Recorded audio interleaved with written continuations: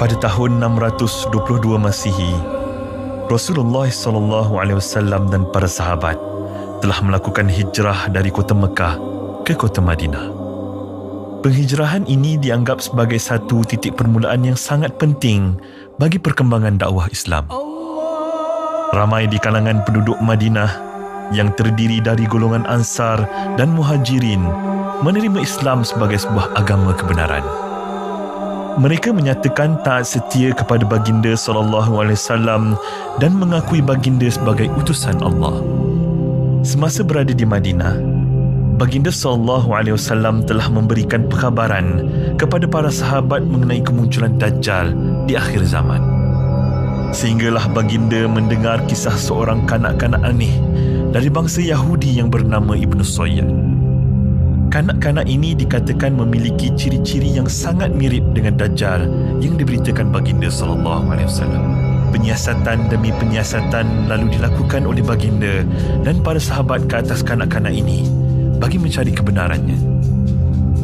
Nabi SAW berhijrah daripada Mekah pergi ke Madinah pada tahun 622 Masehi.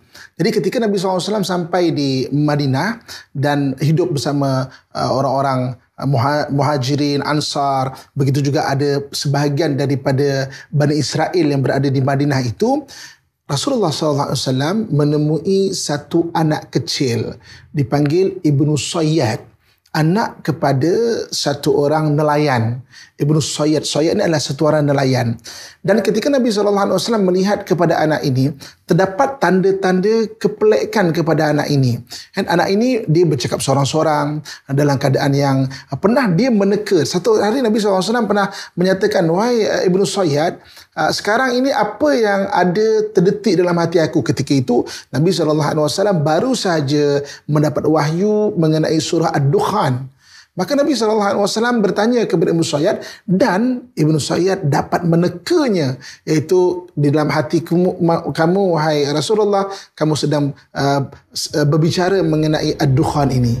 Maka itu antara peristiwa pelik Ibnu Sayyad, dan sebahagian daripada tanda-tanda Dajjal ada kepada Ibnu Sayyad ini. Dan walau bagaimanapun, perbahasan para ulama menyatakan bahawa beliau bukanlah Dajjal seperti mana yang digambarkan hadis-hadis Nabi yang lain itu. Namun kisah mengenai kemunculan Dajjal di zaman baginda dan sahabat tidak hanya setakat itu. Ini kerana baginda kemudiannya telah menerima kunjungan dari Tamim Ad-Dari yang menceritakan kisahnya bertemu dengan Dajjal.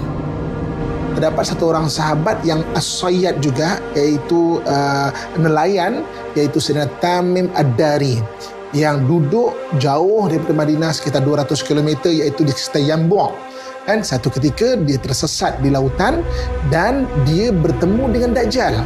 Sekembalinya dia ke Yambu', terus dia bergegas ke Madinah, dan sampai di Madinah beliau berkongsikan cerita bagaimana kisahnya beliau bertemu Dajjal, dan Nabi SAW mengajarkan kepada para sahabat bagaimana untuk menghindarkan fitnah Dajjal.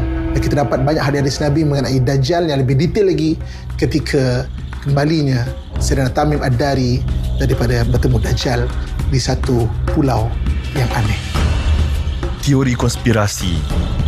Pelbagai teori boleh dikeluarkan menurut imajinasi seseorang manusia.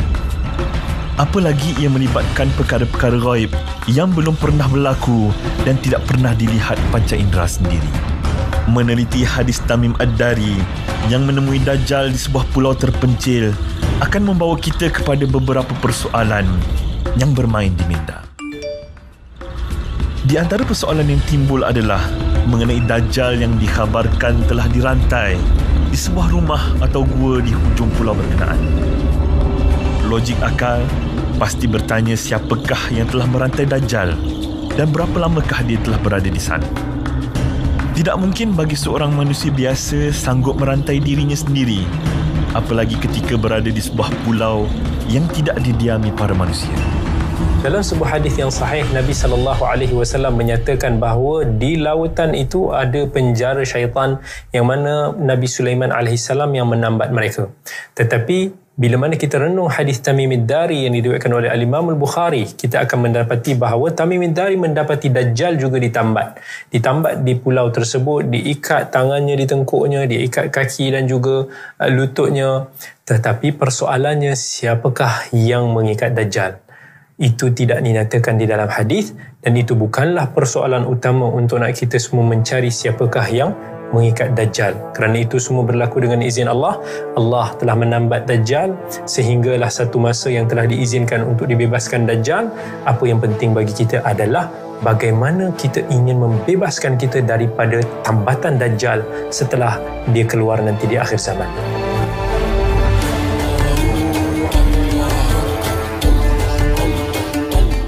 Jassasah, nama satu makhluk aneh yang ditemui Tamim di Pulau Misteri. Kisah mengenai makhluk ini hanya terdapat di dalam hadis Tamim ad-Dari. Ini kerana hanya beliau satu-satunya sahabat yang pernah menemui makhluk yang dikabarkan memiliki bulu yang sangat lebat. Jassasah dikatakan tidak memiliki sifat yang ramah. Malah, ia juga tidak suka untuk menjawab pertanyaan yang diajukan kepadanya. Menurut Tamim, mereka sangat khawatir tatkala memikirkan siapakah Jassasah ini. Bahkan, mereka hampir-hampir sahaja beranggapan bahawa dia mungkin syaitan betina yang cuba menyamar. Meneliti hadis riwayat Muslim berkaitan dengan Tamim ad-Dari bersama dengan 30 orang yang penyakit kusta yang menaiki kapal, dan akhirnya kapal itu pecah karam lautan. Mereka pun hanyut di sebuah pulau. Mereka melihat sejenis binatang yang pelik, berbulu lebat, tebal. Mereka pun tak mengetahui yang mana kepala daripada ekornya. Maka Jassasah yang disebut dalam hadis Nabi ini, ia adalah satu benda mutasyabihat, benda yang kita pun tidak faham apa maksudnya. Cuma dalam hadis itu, Tamim bertanya kepada Jassasah, tiba-tiba Jassasah itu berkata, menjawab, "Apa engkau rasa pelik? Pergilah engkau di sana, ada seorang yang sedang bertambat, diikat, engkau tanyalah kepada dia apa yang berlaku." Maka ini menunjukkan kepada kita bahawa para ulama hadis berkata ini merupakan satu benda yang pelik, yang ganjil, yang memang tidak ada penjelasan lanjut daripada Nabi SAW. Memadai untuk kita berkata bahawa dunia akhir zaman adalah dunia yang serba pelik. Cuma orang yang selamat menghadapi keajaiban dan perkara-perkara yang dahsyat yang akan menimpa mereka di akhir zaman, tak lain tak bukan adalah ilmu, iman dan amal. Kisah mengenai penemuan Tamim dengan Dajjal di sebuah pulau misteri telah menjadi perbahasan di kalangan ulama sejak sekian lama. Malah perbahasannya terus berlanjutan sehingga ke era ini. Pendapat demi pendapat dilontarkan menerusi tafsiran dan keupayaan ilmu yang dimiliki masing-masing.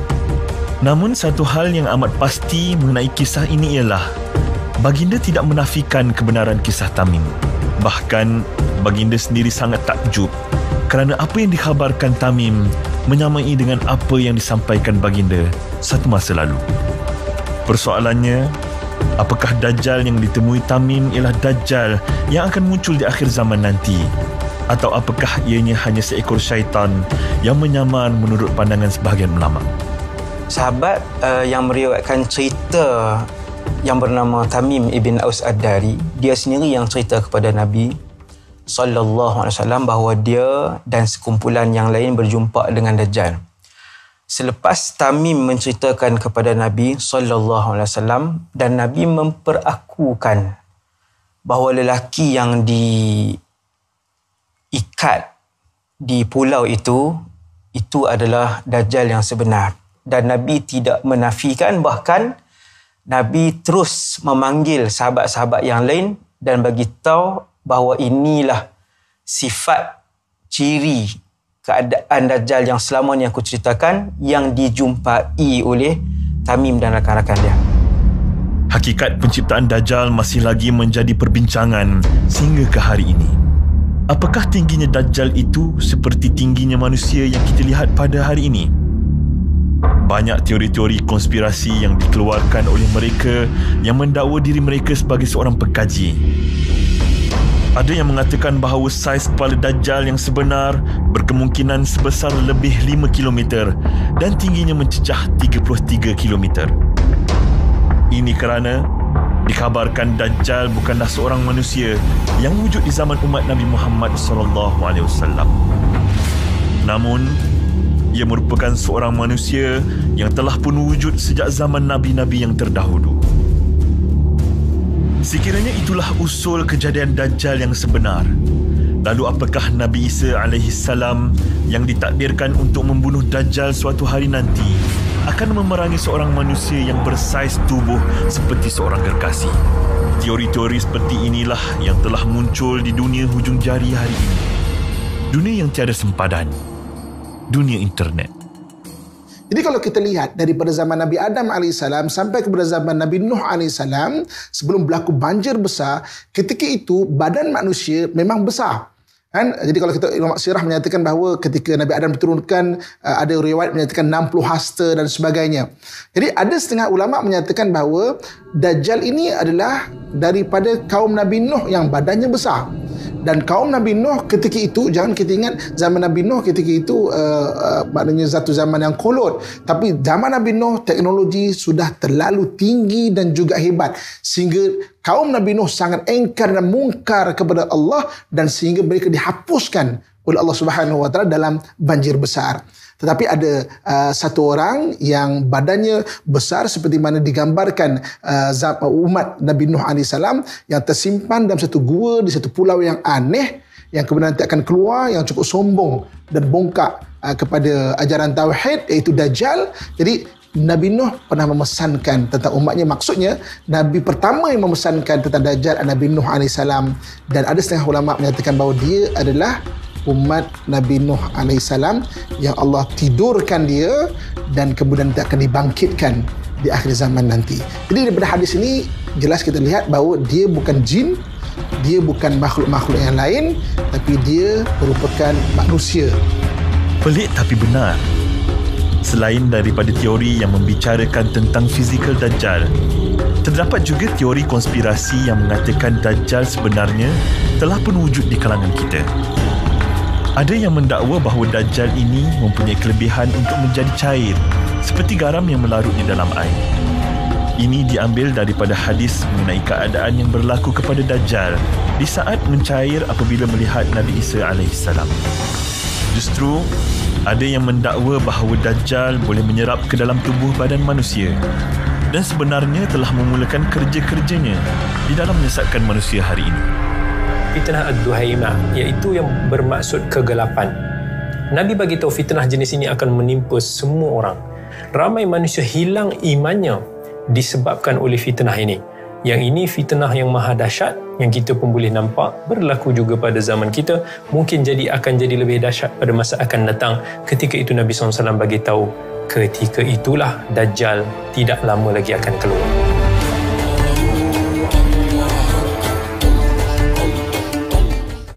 Ilmu fitan atau lebih mudah difahami sebagai ilmu yang berkaitan dunia akhir zaman. Ilmu ini sebenarnya mempunyai satu garis halus yang membezakannya dengan teori konspirasi yang wujud pada hari ini. Sekiranya ia tidak difahami dan diteliti, seseorang itu mungkin boleh menyeleweng atau terpesong daripada kebenaran. Apalagi di saat ini, manusia lebih mempercayai internet berbanding keilmuan seorang ulama. Justru itu, mencari seorang guru yang alim dan benar-benar ahli adalah sangat penting pada zaman ini. Ini kerana ia tidak hanya mampu merosakkan pemikiran seseorang, malah ia turut boleh menyesatkan orang lain yang tidak berilmu. Inilah apa yang dikhawatirkan menjadi salah satu fitnah di akhir zaman. Ilmu fitan diambil daripada hadis-hadis Nabi dan ayat Al-Quran yang bercakap tentang peristiwa akhir zaman.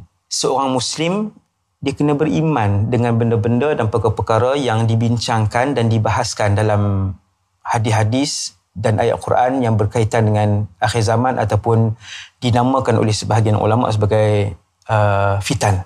Adapun teori konspirasi yang tu terbentuk hasil daripada kajian manusia, teori orang persorangan ataupun mana-mana alim ulama, yang mana perbezaan paling besar ialah ilmu fitan kita wajib beriman.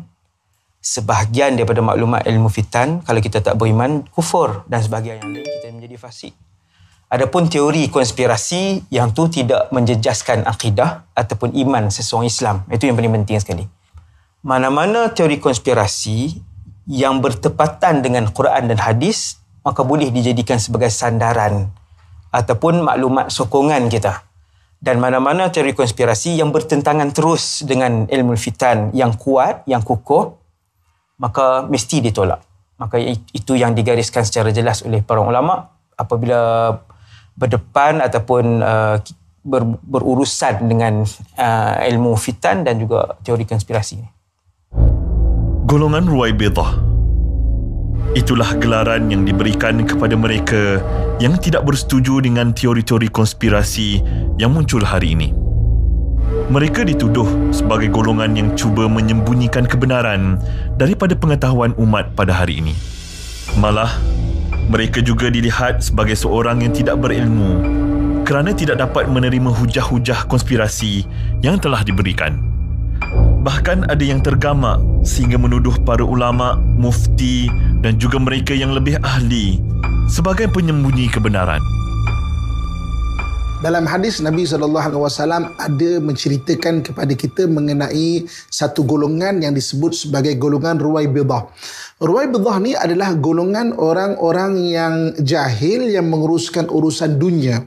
Jadi mungkin kita berpandangan, kenapa ada orang yang jahil tapi diberi kepercayaan untuk menguruskan dunia di sini?